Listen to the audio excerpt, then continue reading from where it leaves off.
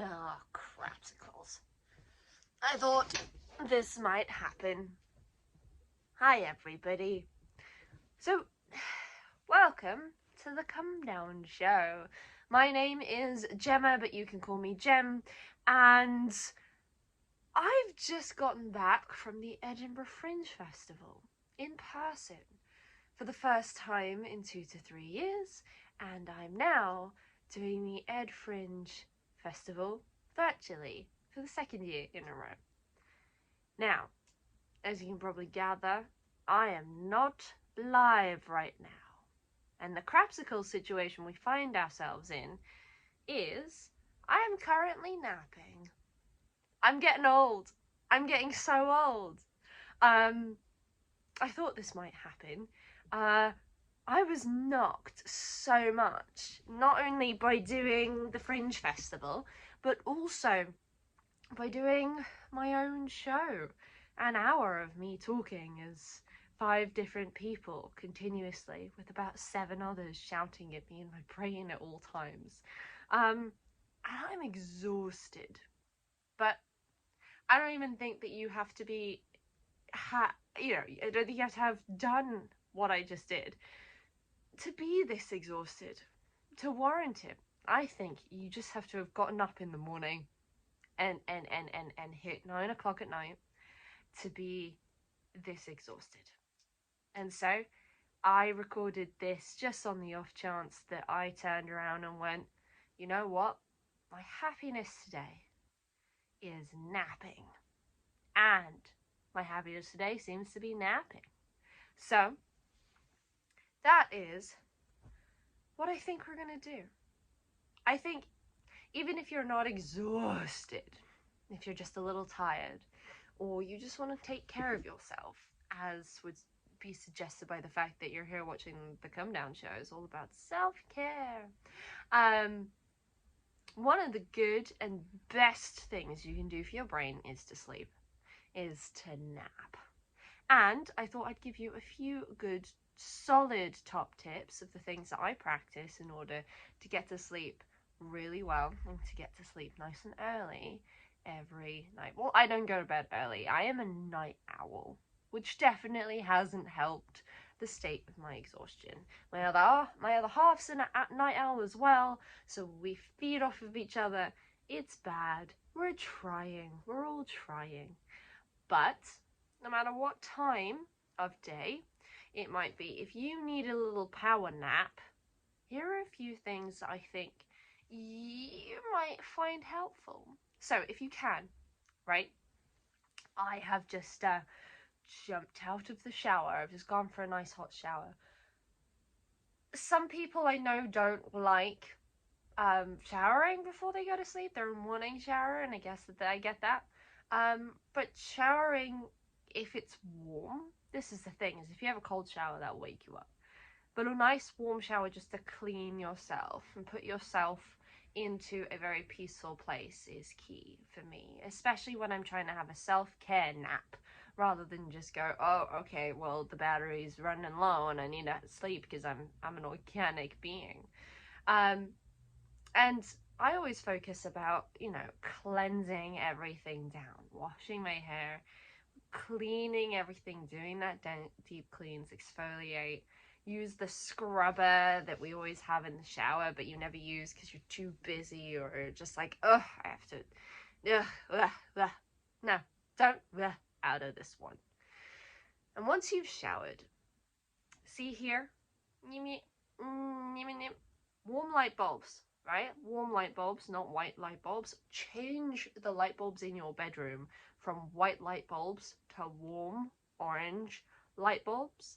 They are just a little bit less harsh on your eyes, especially when you're going to sleep. And if you're needing to wake up, I've also got, and it's dark because it's the UK and you made a life choice you now regret, and you have to get up early when it's dark. Which luckily right now, if you're in the UK, isn't a problem because it's broad daylight from like 5 in the morning. But in the winter, I thoroughly recommend getting a wake up light. It's like a bright white light, and it's actually beautiful, and it's the only way I function as a human being in the winter. But for getting to sleep, the opposite of waking up, for getting to sleep, dim those lights, make sure that they're warm lights, and create a calming environment. I have this here. You can tell it's slightly been used, but this is a beautifully scented candle. It's only mild, and often if I just leave it there and I don't light it, it's not as harsh a smell, but it's something that's really, really calming. And for me, that is something that is key to getting a good nap, getting a good night's sleep. As well as I use some little essential oils occasionally that are just aromatherapeutic, I guess. Is that what it's called? Pop it in the comments section, because I will definitely want to know the answer of that one. Other things that literally scientifically, and this is an amazing thing that they're using, they've just implemented a flight that takes you all the way over to Australia, right? And it's something like a 12 or 20 hour flight. It's ridiculous. But what they do is they've used literally how we hack our body into going to sleep, which fill your tummy, right? Which also, if you have dietary issues, sometimes you do need to let your body digest some food before you go to sleep. Otherwise you can get disturbed sleep through pain and things like that. But a nice full body, or a nice belly of milk, it's that old wives' tale. And hitting the perfect temperature. Your perfect temperature will vary for your body, but it tends to be on the warmer side. If you're full and you're warm, you are going to be asleep. I used to use this hack when I worked in bars, and I had to get up at like 3 in the morning to make a 4 a.m. start.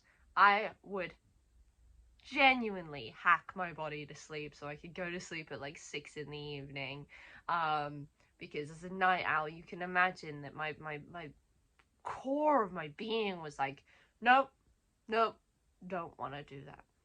But I'm gonna stop talking, because I actually want you to go and have a nap. You know, all of the scientists, all of the doctors talk about how one of the best ways to take care of our mental space is by getting enough sleep. One of the best ways to scientifically take care of the biology of your brain is by giving it enough sleep. It's one of the times where there are so many different chemicals that only are produced when you are asleep. Don't ask me which ones. I haven't got my books in front of me. But there is a lot to do with your brain chemistry, a lot to do with your body's chemistry, that can only be facilitated by sleep. And a lot of us, unfortunately, I would bet the majority of us, are not sleeping as much as we can or should. And we all sit there going, oh, I'll get an early night. And then it comes midnight, 1 a.m. and we're still sitting there watching the Netflix. That was the other night. We're not going to do that tonight. That was the other night's little game, is watching stuff that we wanted to watch for ages, even if it was just sitting on TikTok for an hour, which you could have done. You know? No, that was the other night. Tonight, I want you, if you've cut me off already, awesome. Thank you. But I want you to turn me off. I want you to stop me talking, because I have been speaking for a week. Longer. Oh, I've run out of words. But I want you to turn me off. I want you to go take care of yourself, get into bed, turn around to everybody and everything else. Turn your phone off. Turn your connections off. And just say, you know what? I'm going to read and then I'm going to go to sleep. But don't read a really good book. You don't want to be stuck up at midnight, 1 a.m. because you're reading. That's also happened to me. But get yourself cozy. Go and get yourself really comfortable.